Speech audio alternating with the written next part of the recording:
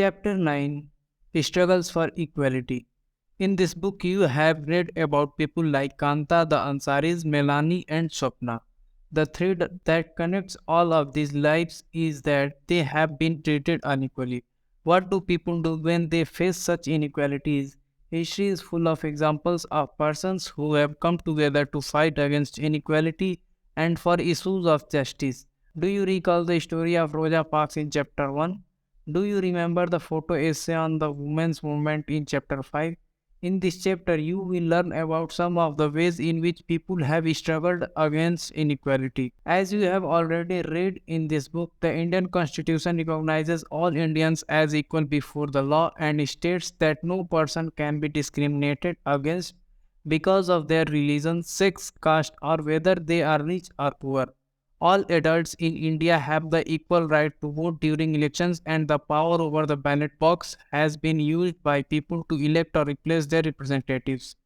But this feeling of equality that the ballot box provides because the vote of one person is as good as that of another does not extend to most people's lives. As you have read, the increasing privatization of health services and the neglect of government hospitals have made it difficult for most poor people like Kanta, Hakim Sheikh, and Aman to get good quality health care. These people do not have the resources to afford expensive private health services. Similarly, the man who sells juice does not have the resources to compete with all of the major companies who sell branded drinks through expensive advertising. Swapna does not have sufficient resources to grow cotton and so has to take a loan from the trader to grow her crop. This forces her to sell her cotton at a lower price. Melanie, like the millions of domestic workers across the country, is forced to endure the insults and hardship of working as a domestic help because she has no resources to set up something on her own. Poverty and the lack of resources continue to be a key reason why so many people live in India are highly unequal. On the other hand, the Ansaris were discriminated against not because they did not have the resources. In fact, despite having the money to pay the required rent, they were not able to find an apartment for over a month. People were reluctant to lease them an apartment because of their religion. Similarly, the main reason that the teachers forced Om Prakash Valmiki to sweep the schoolyard was because he was Dalit. You have also read that the works women do is often considered of less value than that done by the men. All of these persons are discriminated against primarily because of their social and cultural background, as well as because they are women.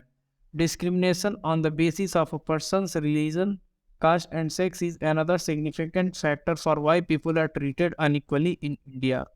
Often, poverty and lack of dignity and respect for certain communities and groups come together in such powerful ways that it is difficult to identify whether one aspect of inequality ends and the other begins. As you have read, Dalit, Adivasi, and Muslim girls drop out of school in large numbers. This is a combined outcome of poverty, social discrimination, and the lack of good quality school facilities for these communities. Struggles for equality. Throughout the world, in every community, village, city, and town, you will find that there are some people who are known and respected because of their fight for equality. These people may have stood up against an act of discrimination that they faced or which they witnessed, or they may be well respected because they treat all persons with dignity and are therefore trusted and called upon to resolve issues in the community. Often, some of these persons become more widely recognized because they have the support or represent large numbers of people who have united to address a particular issue of inequality. In India, there are several struggles in which people have come together to fight for issues that they believe are important. In chapter 5, you read about the methods used by the women's movement to raise issues of equality. The Tava Matsya Sangh in Madhya Pradesh is another example of people coming together to fight for an issue.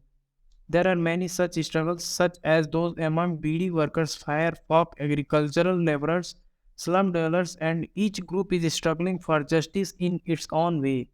There are also many attempts to form cooperatives or other collective ways by which people can have more control over resources. Tava Matsya Sangh.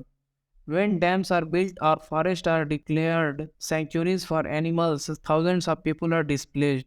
Whole villages are uprooted and people are forced to go and build new homes, start new lives elsewhere.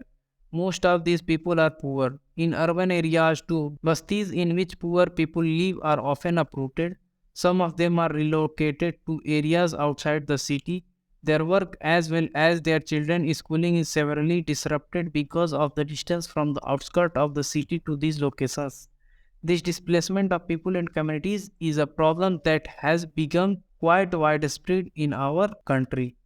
People usually come together to fight against this. There are several organizations across the country fighting for the rights of the displaced. In this chapter, we will read about the Tao Matsya Sangh, a federation of fireworkers cooperatives, an organization fighting for the rights of the displaced forest dwellers of the Satpura forest in Madhya Pradesh. Originating in the Mahadev Hills of Chindwara district, the Tawa flows through Betul before joining the Narmada in Hosangabad.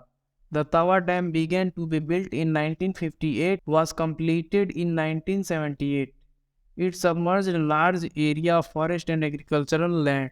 The forest dwellers were left with nothing.